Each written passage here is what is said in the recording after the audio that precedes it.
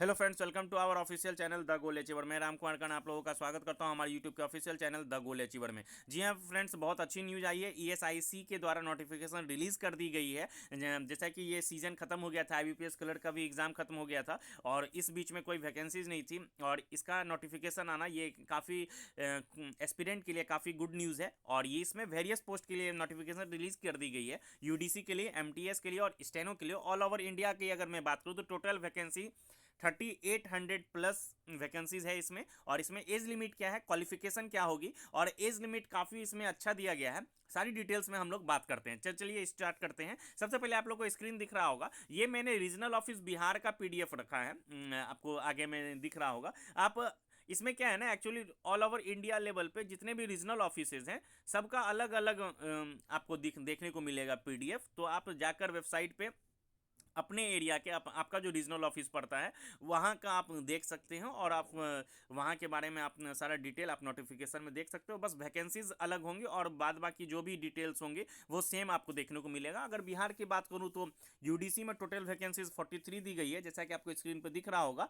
और स्टेनो में 16 और एमटीएस में 37 वैकेंसीज देखने को मिली है। और पीडब्ल्यूडी की बात करूँ तो यूडीसी में 4 वैकेंसीज, स्टेनो में 2 और एमटीएस में 4 वैकेंसीज देखने को मिली। और बिहार रीजन में यूडीसी में एसटी और ओबीसी के लिए कोई वैकेंसीज नहीं है और स्टेनो में एसटी के लिए कोई वैकेंसीज नहीं है। और एमटीएस में सभी कैटेगरीज के लिए वैकेंसीज दी गई है। मैं आपको कैटेगरी वाइज भी बता देता हूँ। यूडीसी में यूआर के लिए 35, एससी के लिए 7 और ईडब्ल्यूएस के लिए 1 वैकेंसीज रिलीज की गई है और एसटी और ओबीसी के लिए कोई वैकेंसीज नहीं है। स्टेनो की बात करूँ तो यूआर के लिए 8, एससी के लिए 3 और ओबीसी के लिए 4 और ईडब्ल्यूएस के लिए 1 वैकेंसीज है। यहाँ एसटी के लिए कोई वैकेंसीज नहीं दी गई है। एमटीएस की बात करूँ तो यूआर के लिए 26, एससी के लिए 5 और ईडब्ल्यूएस के लिए 3 और ओबीसी के लिए 2 वैकेंसी रिलीज कर दी गई है। और यहाँ पे आपको एमटीएस में सभी कैटेगरीज के लिए वैकेंसीज देखने को मिलेगी। सबसे पहले स्केल पे की अगर मैं बात करूँ तो काफ़ी अच्छा जॉब है। लेवल 4 का स्केल पे है, यहाँ पे लेवल 4 की जॉब है। और स्केल पे जो है 7th सेंट्रल पे कमीशन के अकॉर्डिंग यूडीसी और स्टेनो के लिए 25,500 से लेकर 81,100 तक इसकी जो स्केल पे है। और हो सकता है यूडीसी के लिए थोड़ा ज़्यादा हो, स्टेनो के लिए थोड़ा कम हो। और एमटीएस के लिए चूंकि स्टेनो 12th लेवल पे यहाँ लिया जाएगा और यूडीसी ग्रेजुएट लेवल पे होगा, तो थोड़ा सा आपको जो इसका जो स्केल पे सेम हो सकता है लेकिन सैलरी में अंतर आपको और सैलरी के में और जो पर्क्स दिए जाते हैं उसमें आपको अंतर देखने को मिलेगा। एमटीएस की बात करूँ जो कि लेवल 1 जॉब है, चूंकि ऑर्गेनाइजेशन में एमटीएस से नीचे कोई वैकेंसीज नहीं आती, एमटीएस इंट्री लेवल जॉब है। यहाँ पे 18,000 से 56,900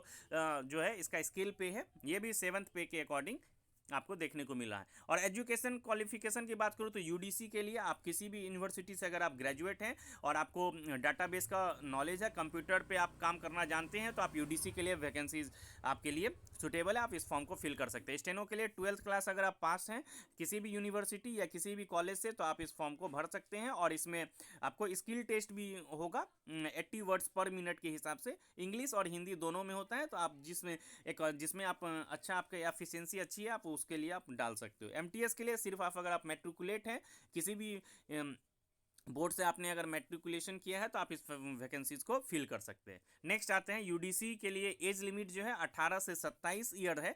ये एज लिमिट क्यों अच्छी है, क्योंकि यहाँ पे एज लिमिट जो है 15 फरवरी 2022 तक कल दिया गया है। जिनका एज पिक पे है मतलब जिनका एज 27 साल हो चुका था 2021 के अकॉर्डिंग, तो आपको टाइम दिया गया है 2022 तक। अगर आपका 27 साल बोलते हैं, अगर आपका 2022 तक 27 साल अगर पूर्ण रहा है, ठीक है, तो आप इस फॉर्म को भर सकते हैं। और यहाँ पे एज लिमिट यहाँ 2021 की नहीं रखी गई है, 2022 की रखी है। तो ये एक थोड़ा सा अच्छा है, प्लस पॉइंट है। और नेक्स्ट बता दूं कि 18 से 25 साल अगर 15 फरवरी 2022 तक अगर आपका 18 से 25 साल तक में आपका एज आ जाता है तो आप इसके लिए फॉर्म के लिए एलिजिबल है। और जो भी कैटेगरी वाइज के लिए जो रिलैक्सेशन दिया जाता है, SC ST के लिए 5 साल, ओबीसी के लिए 3 साल और पीडब्ल्यूडी जो वेरियस कैटेगरीज है यूआर 10 साल, ओबीसी 13 साल और SC ST 15 साल। और एक्स सर्विसमैन का भी यूआर के लिए 3 साल, ओबीसी 6 साल और SC ST के लिए 8 साल जो रिलैक्सेशन का प्रावधान है वो इसमें दिया गया है।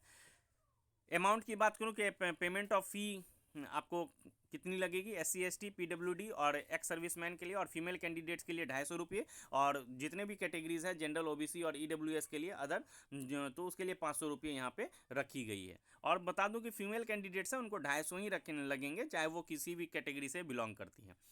Exam pattern upper division colour के लिए SSC का पैटर्न जैसा है, इसमें reasoning 25 question, reasoning, general awareness, quantitative aptitude और इंग्लिश के 25 क्वेश्चन सभी सेक्शंस के मिलेंगे, और 50 क्वेश्चन 50 मार्क्स इसके लिए मैक्सिमम मार्क्स रखे गए हैं। और कंपोजिट आवर यहाँ 1 घंटे का, यहाँ पे ड्यूरेशन टाइम अलॉटमेंट अलग से डिफरेंट सेक्शंस के लिए बैंकिंग जैसा नहीं देखने को मिलेगा। मेन एग्जाम्स की बात करूँ तो यहाँ पे रीजनिंग, जनरल अवेयरनेस और मैथ्स और इंग्लिश के लिए 50 क्वेश्चन 50 मार्क्स यहाँ पे सभी सेक्शंस में हैं, और टोटल 200 क्वेश्चन के लिए 200 मार्क्स अलॉट किए गए हैं, और यहाँ पे भी कंपोजिट आवर 2 आवर्स देखने को मिलेगा। उसके बाद फिर आपकी कंप्यूटर स्किल टेस्ट होगी, जो भी स्टूडेंट हैं चाहे उनके कंप्यूटर का स्किल टेस्ट लिया जाएगा, ये आपका स्किल टेस्ट फेज़ 3 होगा। उसके बाद यहाँ पे क्वालिफाइंग मार्क्स दिया गया है कि फेज़ 1 और फेज़ 2 के लिए UR के लिए 45% मार्क्स क्वालिफाइंग है, OBC के लिए 40% और EWS के लिए 35%, सॉरी EWS और OBC के लिए 40% और 35% है SC ST और एक्स सर्विसमैन के लिए, और 30% PWD कैटेगरी के लिए फेज़ 1 और फेज़ 2 का क्वालिफाइंग मार्क्स। और फेज़ 3 के लिए ESIC के द्वारा जो कि कंप्यूटर स्किल टेस्ट है, वो फिर बाद में क्वालिफाइंग मार्क्स डिसाइड किया जाएगा। स्टेनोग्राफर की बात करूं तो यहाँ पे 12th अगर आप पास है तो आप इस फॉर्म के लिए एलिजिबल है। यहाँ पे पहला जो एक ही रिटेन टेस्ट होगा जो कि मेन एग्जाम होगा, इसमें इंग्लिश 100 क्वेश्चन 100 मार्क्स के पूछे जाएंगे, इसके लिए अलग ड्यूरेशन 70 मिनट्स का दिया जाएगा। रीजनिंग 50 क्वेश्चन 50 मार्क्स के 35 मिनट्स अलॉट किए जाएंगे, और जनरल अवेयरनेस 50 क्वेश्चन 50 मार्क्स के यहाँ पे 25 मिनट्स यहाँ पे अलॉट किया जाएगा। उसके बाद फिर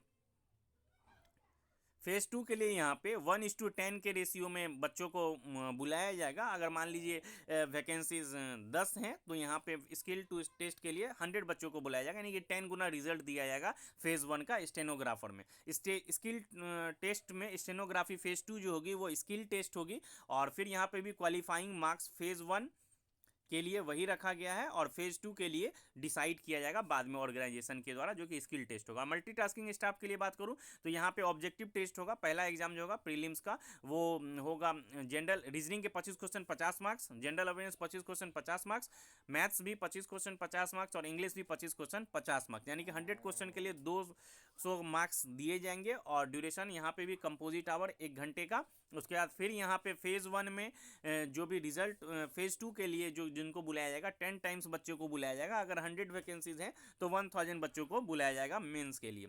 और यहाँ पे मेंस का जो एग्जाम्स होगा यहाँ पे सेम वही पैटर्न रहेगा, रीजनिंग, मैथ्स, जनरल अवेयरनेस और इंग्लिश की, लेकिन नंबर ऑफ क्वेश्चंस बढ़ जाएंगे 50 क्वेश्चंस, और मैक्सिमम मार्क्स वही रहेंगे 50 मार्क्स, यानी कि 200 क्वेश्चंस के लिए 200 मार्क्स। यहाँ पे भी कंपोजिट आवर 2 घंटे का देखने को मिलेगा, और यहाँ पे 1/4 निगेटिव मार्किंग भी आपको देखने को मिलेगी। उसके बाद यहाँ पे कोई एग्जाम्स नहीं है MTS में, यहाँ पे आपको सिर्फ प्रीलिम्स के एक एग्जाम्स देने होंगे फेज़ 1 और फेज़ 2, यहाँ पे कोई स्किल टेस्ट नहीं है। उसके बाद फिर आपका सिलेक्शंस मार्क्स बेसिस पे फिर लिया जाएगा। तो ये काफ़ी अच्छी न्यूज़ थी जो ESIC के द्वारा जो नोटिफिकेशन रिलीज़ कर दी गई है, जो कि जिसको हिंदी में कर्मचारी राज्य बीमा निगम कहते हैं। बहुत अच्छी वैकेंसीज और बहुत अच्छी पोस्ट आती है, क्योंकि यहाँ का जो UDC का जो पोस्ट है वो काफ़ी अच्छी पोस्ट मानी जाती है। तो ये एक बहुत अच्छी न्यूज़ थी बच्चों के लिए, जो भी SSC वगैरह की तैयारी कर रहे हैं उनके लिए काफ़ी अच्छी न्यूज़ थी।